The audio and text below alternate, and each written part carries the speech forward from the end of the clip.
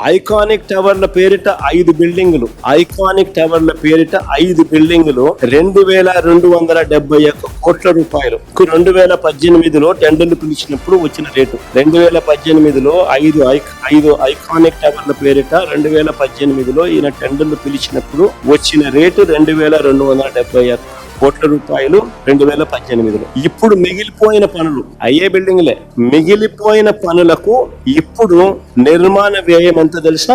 4668 కోట్లు. అంటే 2018తో పోలిస్తే 2417 కోట్ల రూపాయలు అధికంగా, 105% ఎస్కలేషన్. ఇవన్నీ వదిలేసి మీడియా ముందుకు వచ్చాను కదా అని చెప్పి ఏదో చెప్పాలి ప్రజలకి, నేను ఉన్నాను ఎక్కడ పోలేదని కనపడాలని.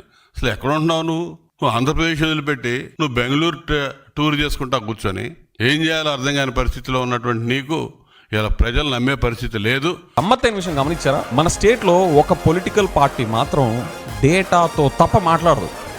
వైఎస్ఆర్సీపీ పార్టీ వీళ్ళు గవర్నమెంట్ లో ఉన్న అపోజిషన్ లో ఉన్న డేటాతో కాకుండా వీళ్ళు అసలు మాట్లాడరు. కానీ ఇప్పుడు గవర్నమెంట్ లో ఉన్న పొలిటికల్ పార్టీస్ మాత్రం డేటా లేకుండా అయితేనే మాట్లాడతారు. డేటాకి ఎంత డిస్టెన్స్ మెయింటైన్ చేయాలో అంత డిస్టెన్స్ మెయింటైన్ చేసి ఏది పడితే అది చెప్తారు, చూపిస్తారు. ఈ మ్యాజిక్ షోస్ అన్ని మిగతా స్టేట్స్ లో ఎన్ని ఉన్నాయో తెలియదు, కానీ మన స్టేట్ లో మాత్రం ఎన్ని కావాలంటే అన్ని ఉంటాయి.